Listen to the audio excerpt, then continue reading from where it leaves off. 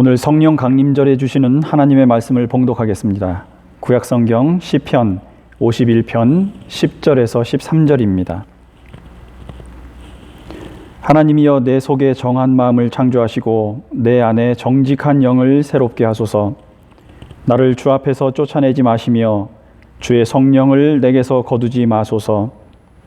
주의 구원의 즐거움을 내게 회복시켜 주시고 자원하는 심령을 주사 나를 붙드소서. 그리하면 내가 범죄자에게 주의 도를 가르치리니 죄인들이 주께 돌아오리이다. 아멘.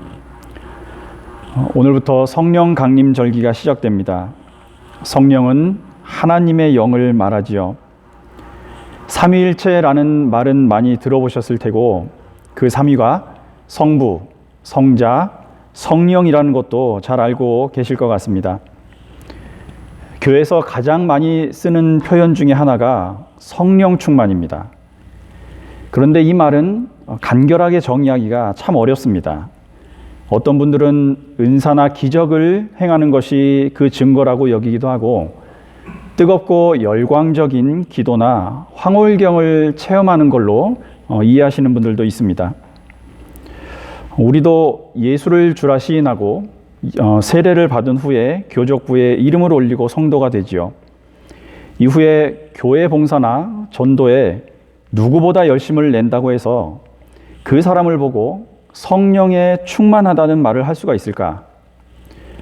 전혀 연관이 없다고 할 수는 없지만 이렇게 무분별하게 사용하는 것도 무리가 있습니다. 그럼 도대체 성령 충만이라는 게 뭐냐? 이 질문에 답을 하기 위해서 우리는 두 가지 용어를 먼저 이해해야 할 겁니다. 첫째, 성령이 뭐냐? 그리고 둘째, 충만이 뭐냐라는 겁니다. 오늘은 이 두 가지를 말씀드리려고 합니다. 성령만 말씀을 드려도 너무나 많은 설명이 필요하기 때문에 상대적으로 더 쉬운 충만에 대해서 우선 말씀드리겠습니다.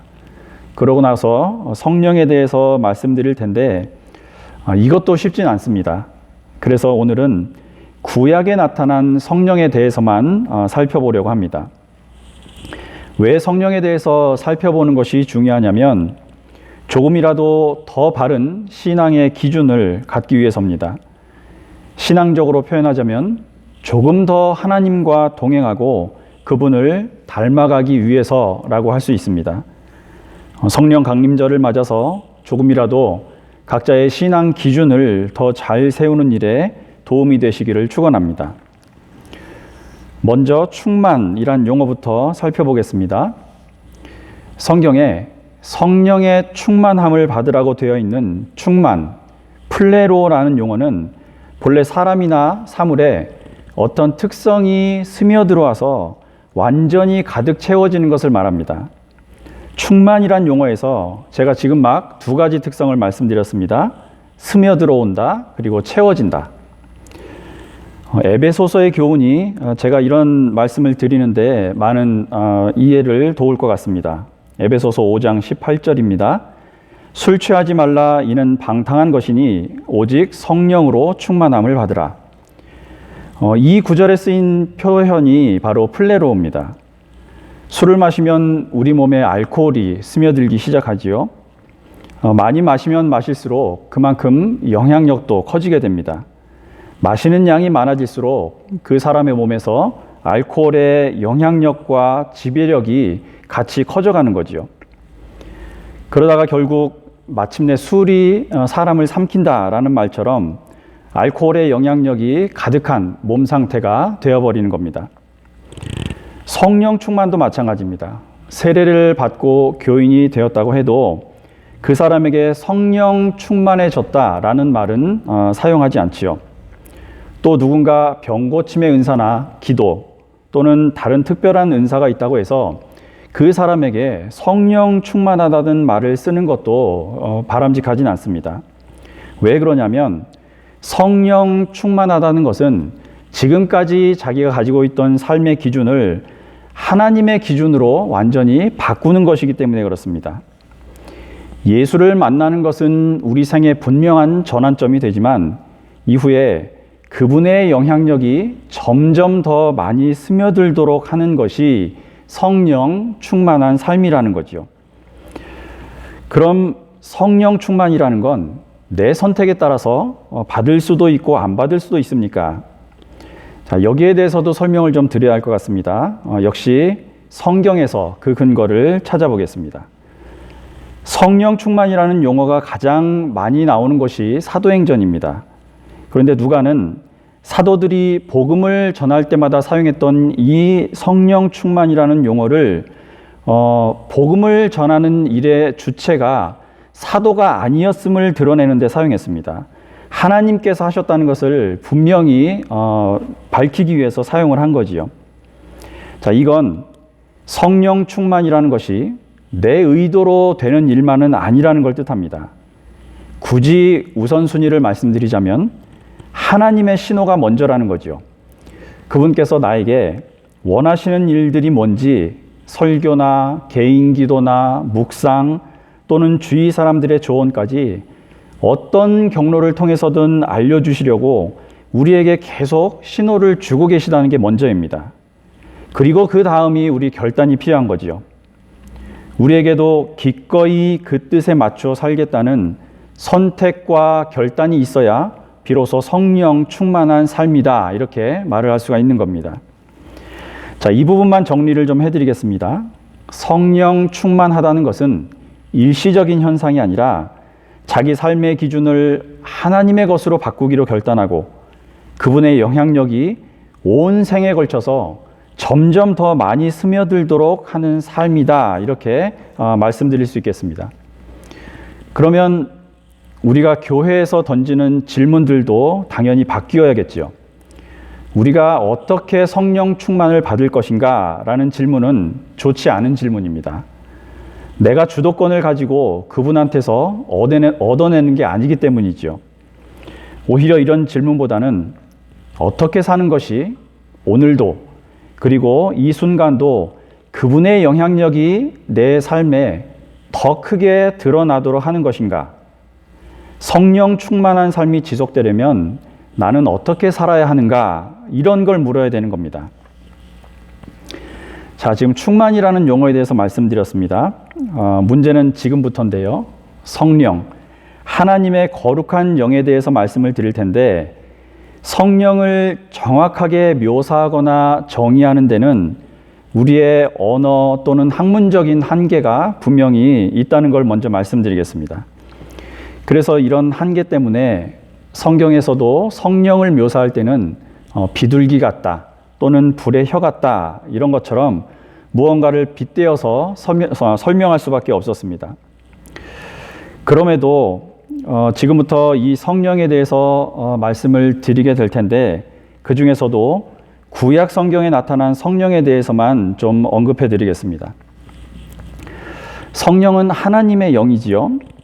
이 영이라는 말이 구약에서는 루아흐, 신약에는 푸뉴마라는 용어로 표현되어 있습니다. 그 뜻은 본래 숨, 대기, 호흡 또는 바람 이런 뜻입니다. 눈에 보이지는 않지만 분명히 어떤 힘을 가진 존재라는 거죠. 이 구약 성경을 쓴 저자들은 하나님을 이 루아흐, 그러니까 생명, 호흡, 숨 그 자체나 또는 그 숨을 가지고 계신 분으로 이해했습니다.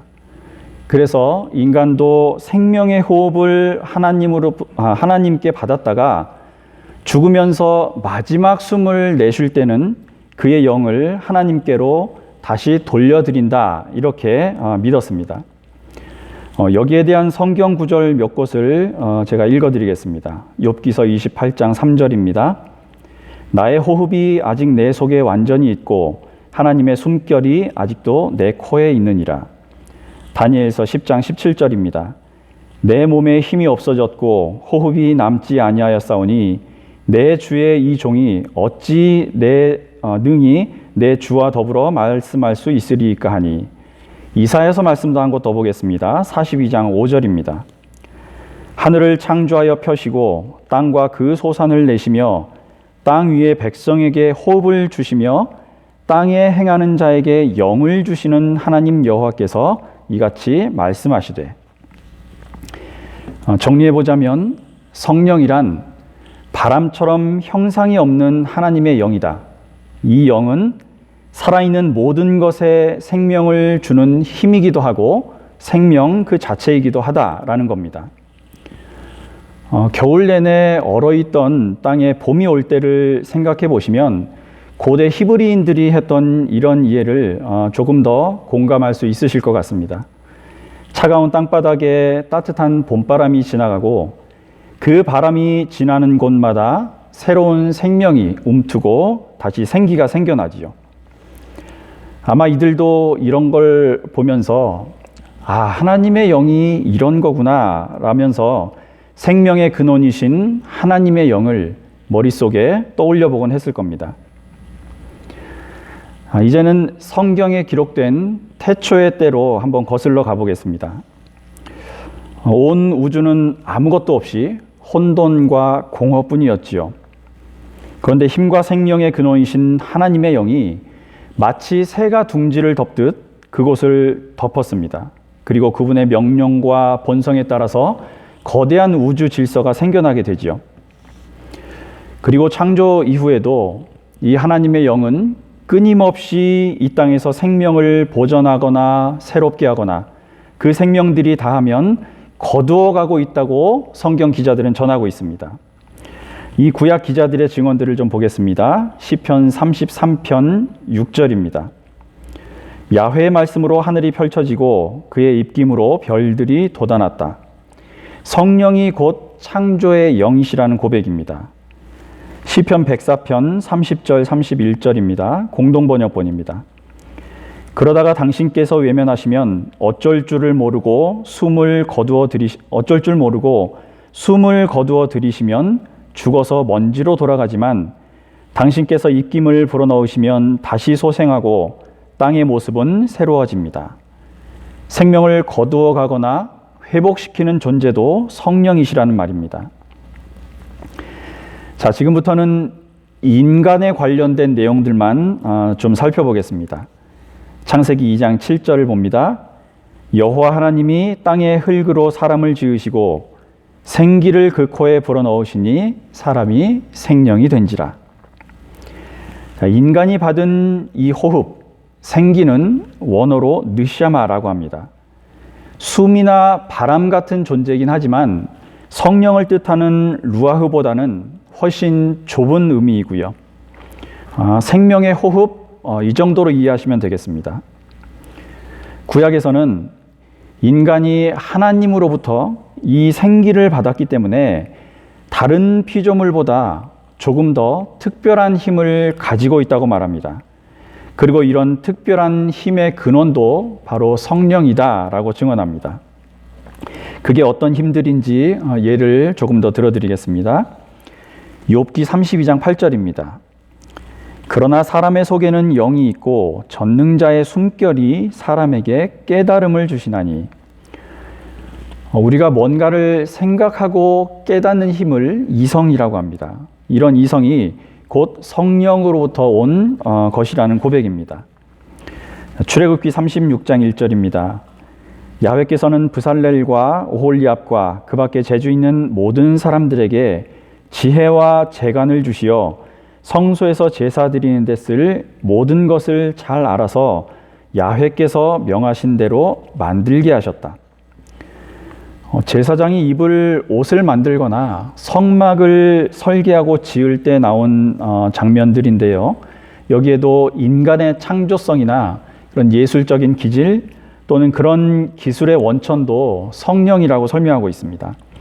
다른 예를 한 곳 더 보겠습니다. 사사기 3장 10절입니다. 여호와의 영이 그에게 임하셨으므로 그가 이스라엘의 사사가 되어 나가서 싸울 때에 여호와께서 메소포타미아 왕 구산 리사다임을 그의 손에 넘겨주시매 온니엘의 손이 구산 리사다임을 이기니. 여호수아나 사사들처럼 전쟁을 승리로 이끌었던 뛰어난 지략도 성령으로부터 온 것이란 말입니다.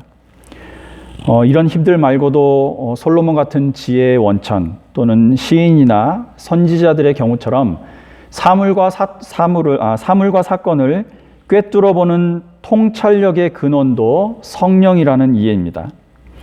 한 가지 예를 더 살펴보겠습니다. 에스겔서 36장 26절 27절입니다. 또 새 영을 너희 속에 두고 새 마음을 너희에게 주되 너희 육신에서 굳은 마음을 제거하고 부드러운 마음을 줄 것이며 또 내 영을 너희 속에 두어 너희로 내 율례를 행하게 하리니 너희가 내 규례를 지켜 행할지라. 회개하는 마음이나 순결한 마음을 지키는 것, 그리고 하나님의 법을 지키며 사는 것도 성령께서 우리에게 주시는 특별한 힘이다라는 설명입니다. 구약에 나타난 성령, 하나님의 거룩한 영에 대해서 설명을 드리고 있습니다. 성령은 모든 생명의 근원이다. 또한 생명 자체이기도 하다. 특히 인간들은 조금 더 특별한 능력을 가지고 있는데 그 힘의 근원도 성령이다. 그 힘은 창조성, 예술성 또는 지혜나 통찰력, 심지어 회개하는 마음까지 성령이 주시는 힘이다. 이런 말씀들을 드리고 있습니다. 그런데 성경은요, 성령이 하시는 이런 많은 일들 가운데서 가장 중요한 것을 우리에게 강조하고 있습니다. 그 성령의 활동의 주된 목적이 바로 구원이라는 점입니다. 사사기의 기록들이 대표적이죠. 여기에는 이름도 없던 농부의 아들 하나가 갑자기 하나님의 영과 함께해서 강력하고 용맹한 전사가 되어서 이스라엘 백성들을 구한 예가 많이 나옵니다. 누군가 남들에게는 없던 특별한 힘을 가지고 있다면 그것조차도 누군가의 생명을 구원하기 위해서 그에게 주신 거라는 설명이지요. 시간이 흐르면서 이런 특별한 능력이나 역할은 이스라엘의 왕들에게 맡겨졌습니다. 그러나 더 많은 사람들을 구하라고 세운 왕들이 항상 신실했던 것만은 아니었죠. 그래서 그들의 마음을 바로잡기 위해서 예언자나 선지자를 보내셨습니다. 그리고 이들에게는 공통적으로 기름 부음이라는 의식이 행해졌지요.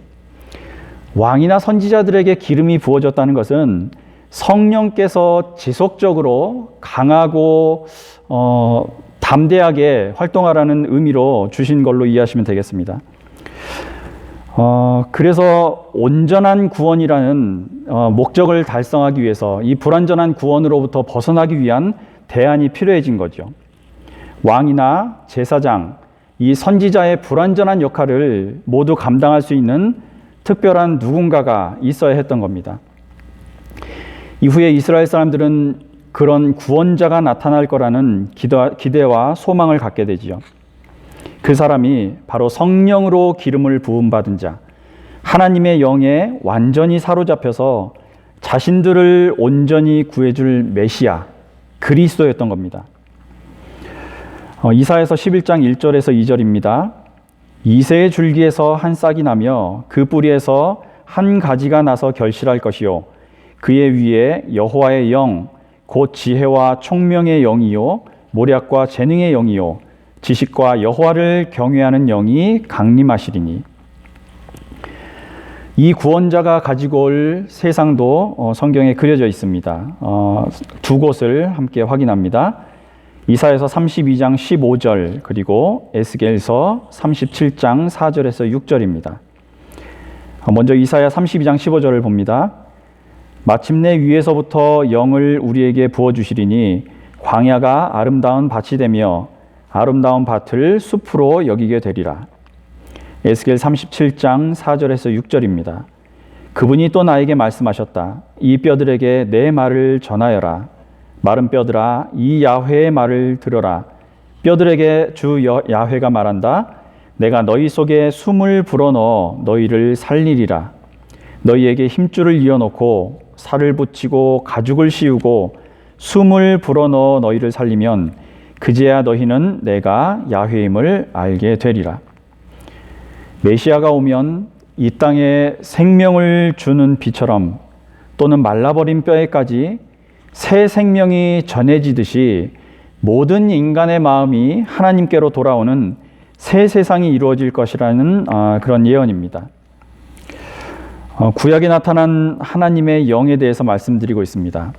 한 번 더 정리를 해드리자면 성령은 생명과 창조의 영이시다.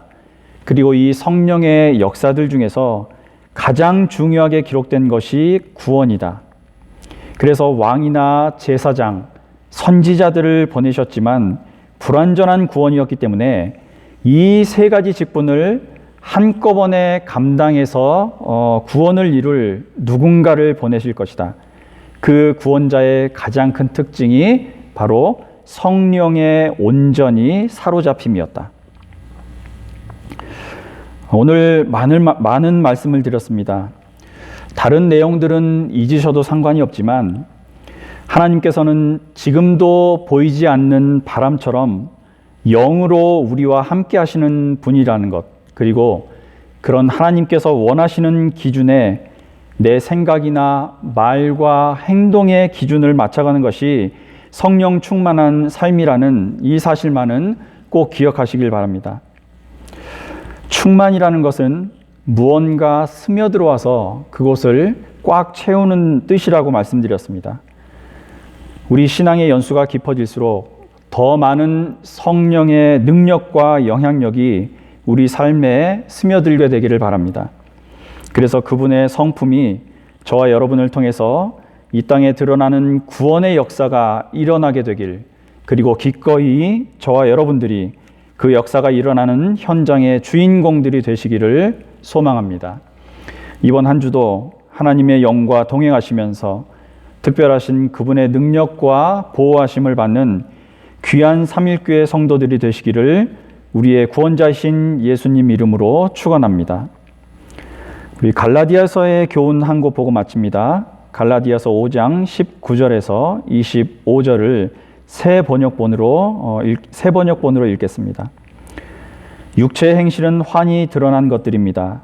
곧 음행과 더러움과 방탕과 우상숭배와 마술과 원수맺음과 다툼과 시기와 분냄과 분쟁과 분열과 파당과 질투와 술취함과 흥청망청 먹고 마시는 노름과 그와 같은 것들입니다. 내가 전에도 여러분에게 경고하였지만 이제 또 다시 경고합니다. 이런 짓을 하는 사람들은 하나님의 나라를 상속받지 못할 것입니다.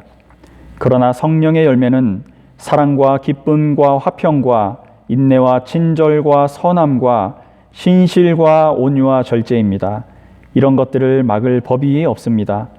그리스도 예수께 속한 사람은 정욕과 욕망과 함께 자기의 육체를 십자가에 못 박았습니다.